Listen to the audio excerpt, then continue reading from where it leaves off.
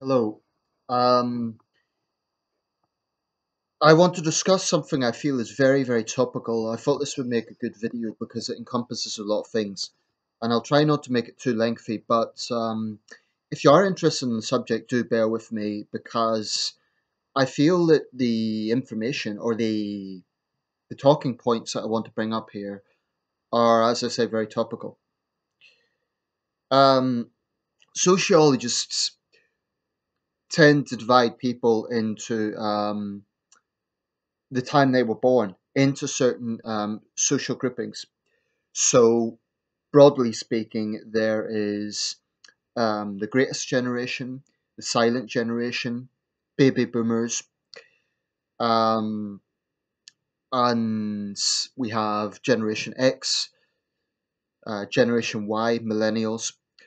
Um, there are probably others that can be defined. This is not an exact science. But broadly speaking, they refer to the time when someone was born and how those people are defined by the world in which they grew up in. So, for example, the greatest generation are people who came of age, so to speak, in the war years in World War II. Baby boomers were people who were born in the war years, grew up in the 1960s and early 70s, and so on. But like I say, this is not an exact science, so the exact beginning dates and end dates are subject to debate.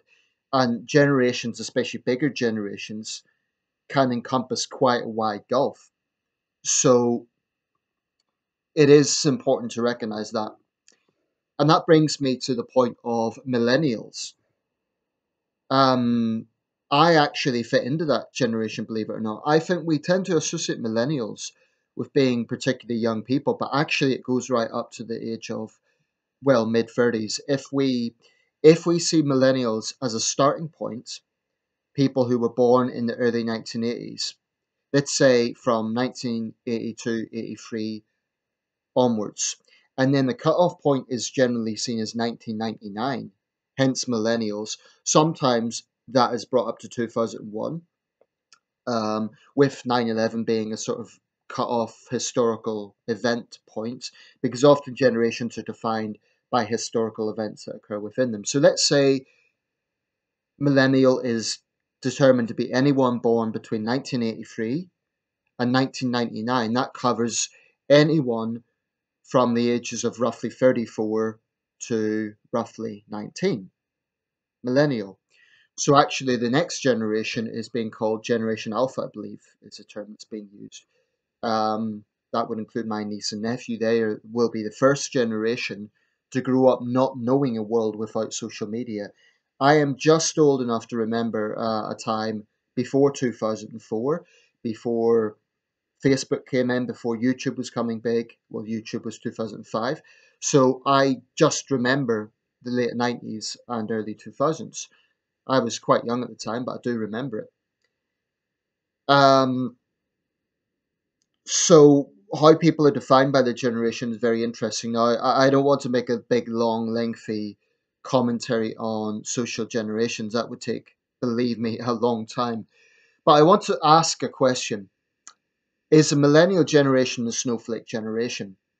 Because this is something that is often attached with it. Now, I can definitely see where that comes from because I think there's a lot of issues that I'm going to be bringing up in this video that I think are definitely talking points that need to be addressed or points of critique, really. But I don't think you can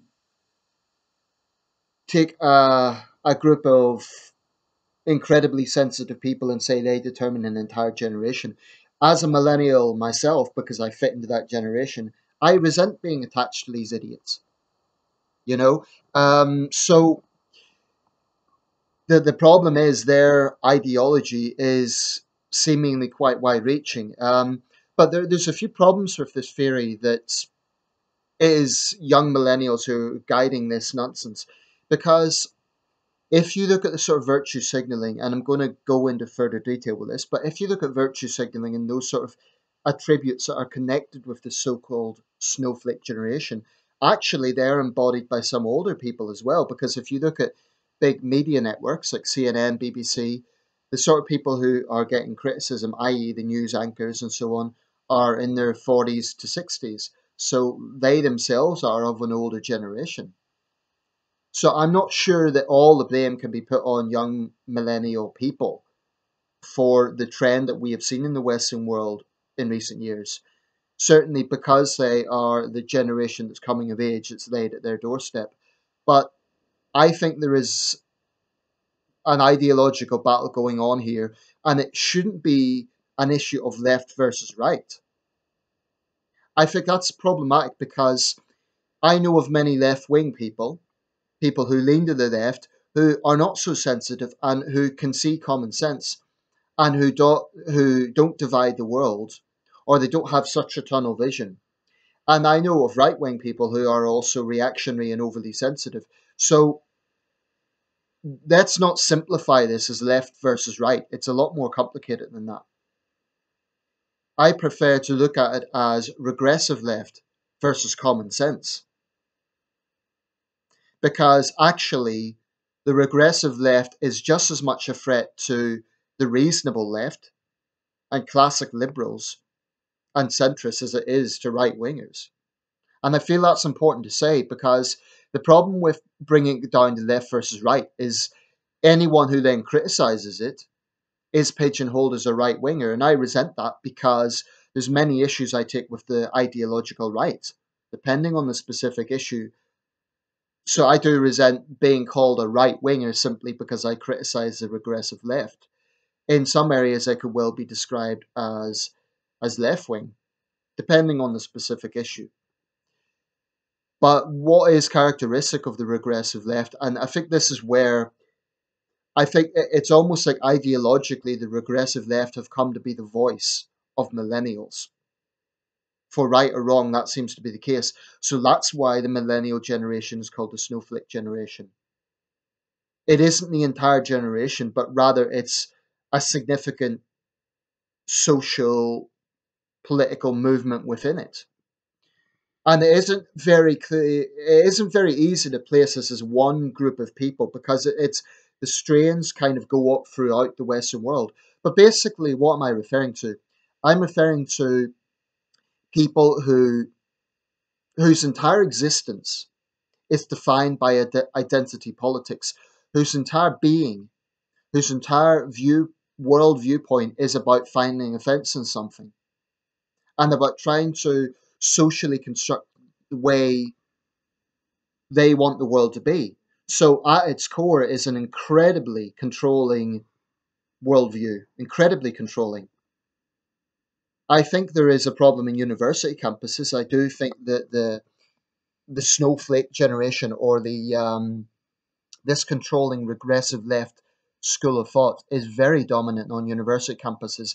So again, that could be why the entire generation gets that reputation because universities are seats of learning. So they're supposed to be the places where, the future generation is being built, so to speak. But why did I take issue with the whole generation sort of being labeled that way? For one thing, as a young person, I think I'm still relatively young. I'm 32. I don't want my generation. I don't want to be attached to that generation. And I will say, I think it's a little bit sad and pathetic, kind of clinging on to previous generations. Like, oh, I wish I was in this generation. I was in that generation. Look, you have no choice over the time you were born. So rather than just harking back, I wish I was in that time. Speak up. Speak up and say, no, these people don't define me. I'm not that sensitive. I don't share their worldview. They don't define me.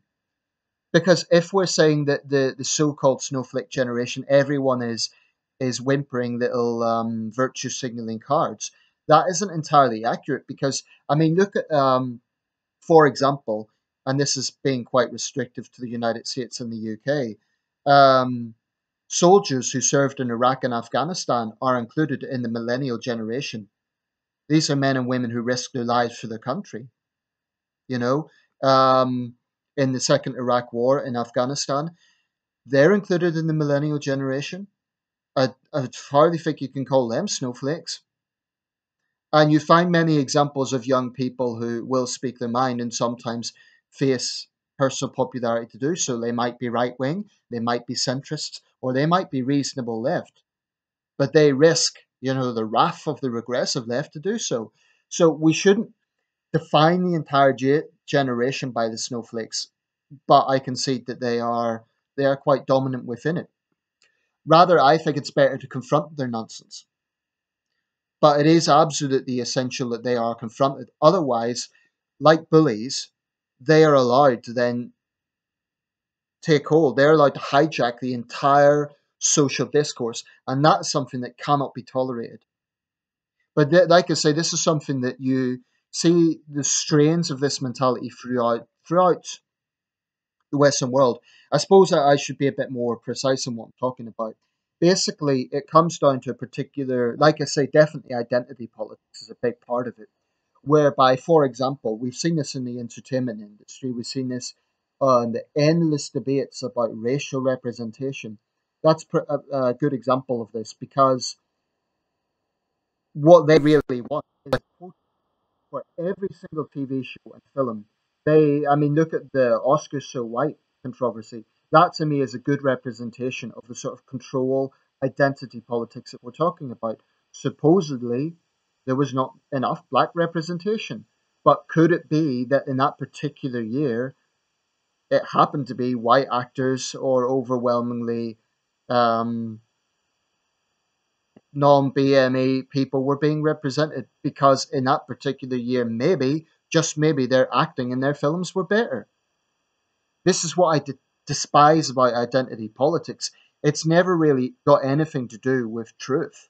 It's never got anything to do with um, meritocracy. What it really comes down to is about ticking boxes. And the irony of this actually damages the people it supposedly intends to protect. For example, minority people. Why? Because if you're saying, oh, there isn't enough black representation in these awards, then the byproduct of that is there's going to be virtue signaling in the following years to try and get more. Oh well, we're nodding our head and we're giving these people this award, but then they're not being awarded for their own merits, and that's a great pity because there are many talented black actors and creative artists out there, and surely it's patronizing to them to say we're giving you this award so that we're not accused of being racist. That is where identity politics is pure poison because it creates a false facade. And if you are, and it isn't just about people who are minorities, it's frankly anybody. It comes down to a culture of self pity. Like, I am not getting this because I'm a woman, because I'm black, because I'm Asian, because I'm whatever, because I'm a man for that matter. You know, that's what it comes down to. Thinking that the world owes you something because of your demographic. True equality, true egalitarianism should be colorblind. It should be sex blind. It should be, and notice I said sex there, not gender, because there's a difference. Gender is how people, gender orientation, etc. But that's another issue.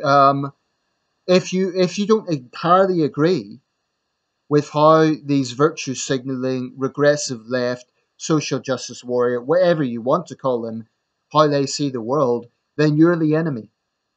I mean, and if you think this is just about being mildly annoying, that's wrong because actually, at its core, it comes down to a very nasty, very intolerant, and yes, sometimes violent movement. I would suggest, for example, Antifa is the ugliest or one of the ugliest side products of this. Antifa, I believe, is a bunch of far left thugs. I mean, their worldview is anyone who doesn't exactly agree with them is a Nazi or a Nazi sympathizer. So, unless you agree with putting on a balaclava, throwing Molotov cocktails at the police, smashing up a Starbucks, and saying smash the fash and attacking anyone you don't agree with, or trying to shut down debates, then you're a sympathizer. It doesn't matter that you might find white supremacist views utterly disgusting, and you might well say, yes, we must confront that ideology, but I don't agree with this, you know, using the other extreme to do so. So, for example, saying you're against fascism is utterly meaningless. Communists are against fascism. Does that mean communists are morally righteous? Communism killed over 100 million people in the 20th century. So we really, really need to challenge this bullying, obnoxious mindset that comes to the absolute core of regressive left thinking. And if you don't see the world the way they do, they look at you like you've got two heads. Probably most of them are not physically violent, but there is a deep, deep intolerance that defines this. I live in a part of the country which is overwhelmingly quite left wing.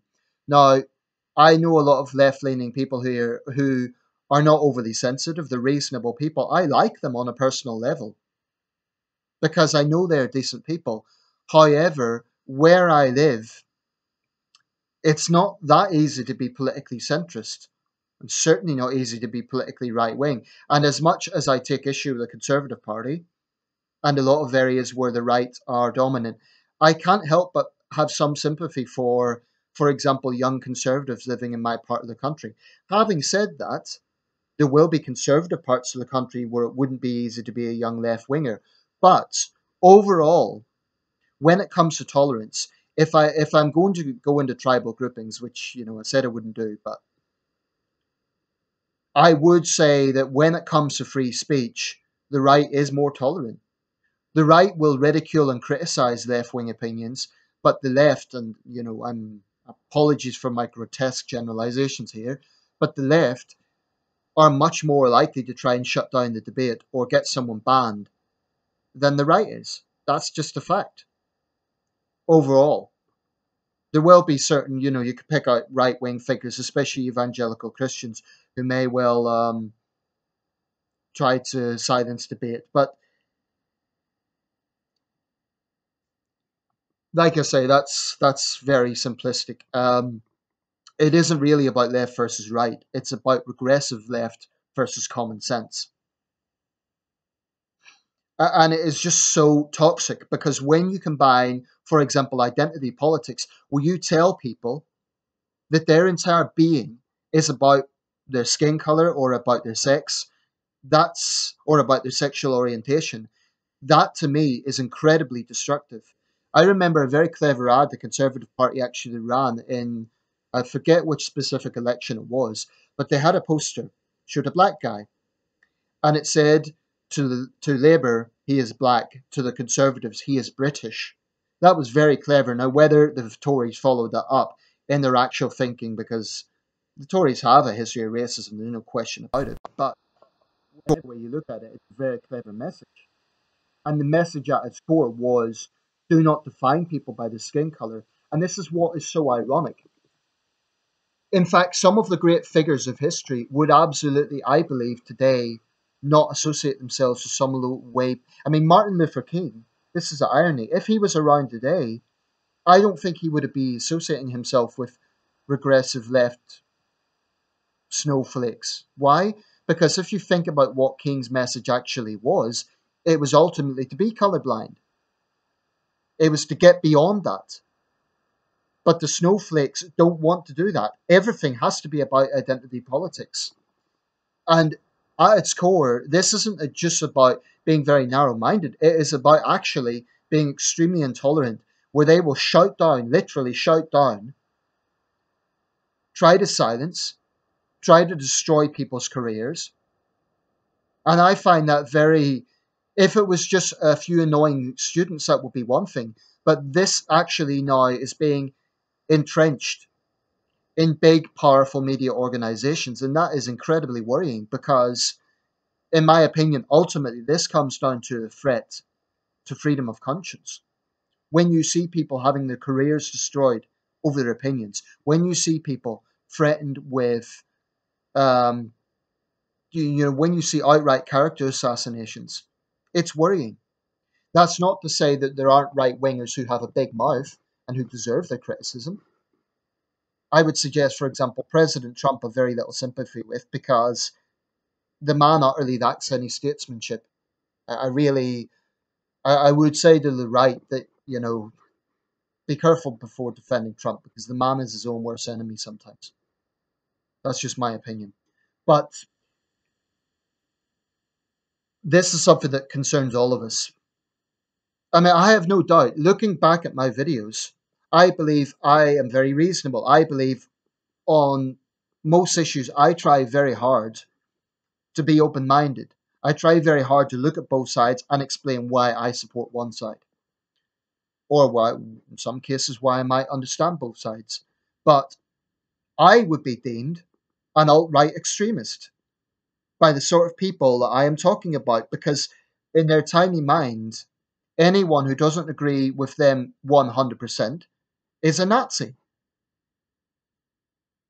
And you cannot compromise with this sort of mentality. You cannot find middle ground. But I know many left leaning people who are reasonable and who can see that the world is not that black and white. But I also feel it's necessary to have a certain degree of courage, frankly, in saying we have to speak the truth. We have to say it's not just about speaking up for our conviction, but it's about not being afraid to say this is the truth.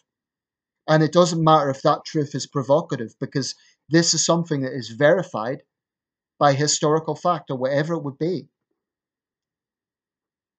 But that's the danger. We are now in a generation, or we are now in a, because regressives are getting to define this generation, the truth is secondary, is secondary to virtue signaling, to cultural understanding.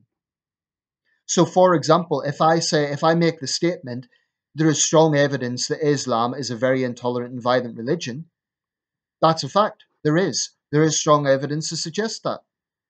But to virtue signalers, oh, you're pandering to the far right, you're spreading hatred against Muslims. That's the mentality you're dealing with, despite the fact I'm not threatening to kill anyone. I'm not generalizing all Muslim people. Yet they would be offended by that, but they're not offended by the fact that people in Islamic countries can be stoned to death, beaten to death by a mob because of who they are. So the perverse priorities that the regressive left have, to me, are utterly staggering.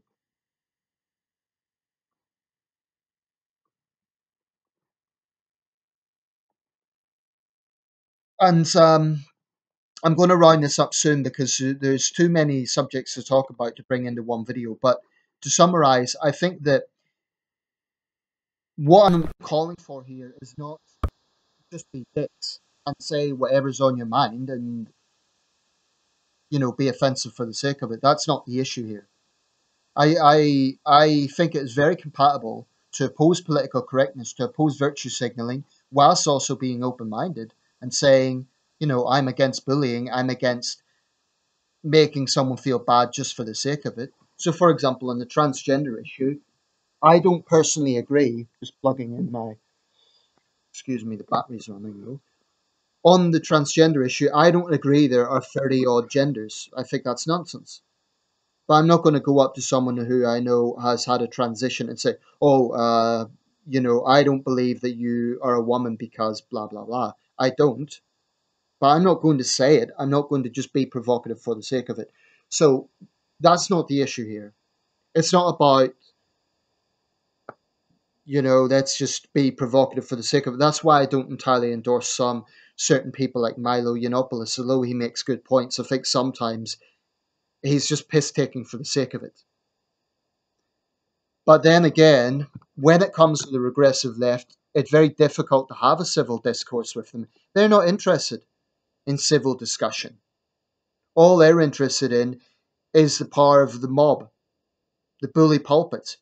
They are fundamentally bullies, because what they do is they round up and hound anyone they disagree with.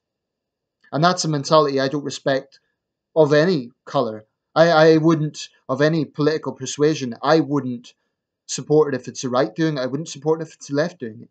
I think it's utterly obnoxious. The idea that might is right, or the majority think this, so the majority is right, is something that needs to be challenged. Um, and I would never say I am right because everyone else thinks this is the right course of action. I think that's stupid. I would never say, oh, everyone thinks he's wrong, therefore he must be wrong. Sometimes the majority is wrong. Because do not underestimate the power of persuasion and the power of people to be sheepish and follow the crowd. So I'm going to round this up, and all I would say is, if you're a left-leaning person, I would hope that you would see what I'm driving at with this. The intention of this video was not to stand up for the right. It was not to promote any sort of right-wing ideas.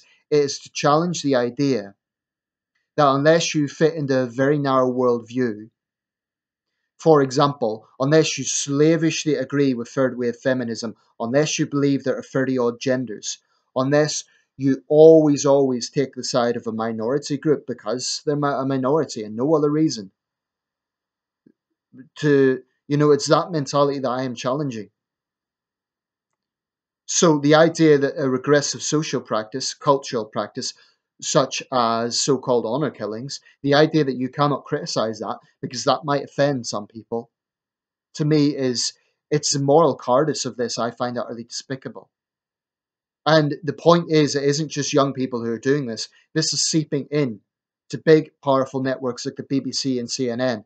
And if there is a God, may he forgive them for their cowardice, because that's what it fundamentally comes down to. CNN every year runs something called the CNN Heroes Project. I happen to think that's a very good concept. It's a very good idea. But the same organization will not call out Islamic regressive values in the same way as they will call out, for example, the alt-right or Trump supporters. Why? Because Trump supporters are a much easier target overall. I mean, I can think of areas to criticize certain Trump supporters. That's fine. But that isn't the issue. The issue is the moral cowardice, the lack of consistency, and the utter hypocrisy. If you say that you're against racism, if you say you're for human rights, the onus is on you. And I mean you generally. Be consistent in that. And this is one thing I cannot stomach about the regressive left. They claim they're for human rights, they claim they're against racism, they claim they're against sexism, but they're only being selective. They say they're against sexism, they're only against misogynist men. They don't care about misandrous women. They say they're against racism, and yet they openly support black supremacist movements. They say they're for human rights, but they turn a blind eye to the appalling human rights abuses in Islamic theocracies. That's what is so odious about the regressive left, that they are utterly rank hypocrites. Consistency, honesty, these are values I believe in. And truth, basic, pure truth. But truth these days is dangerous. Every part of the world, we value free speech in the West, but frankly, free speech is under threat by these people. In other parts of the world, you could be arrested for your political views. In Thailand, if you have Republican views, you can go to jail for 15 years. In China, criticizing Chairman Mao, etc. But in the Western world, we like to think we're great beacons of freedom of expression, but the regressive left is a serious threat to this. And I find that deeply concerning. And anyone, whether you're right-wing, left-wing, or centrist, you need to be assertive about this. And you need to stand up to these people. You need to say, no, you're not going to push me around. Because only by that collective, we're not going to be pushed around, will we win, or will we have any chance of even being able to speak our mind. There will come a point in the future when even making a video like this, I could be arrested for hate crime. And it's no exaggeration. That's what these people want to do. And it's sinister.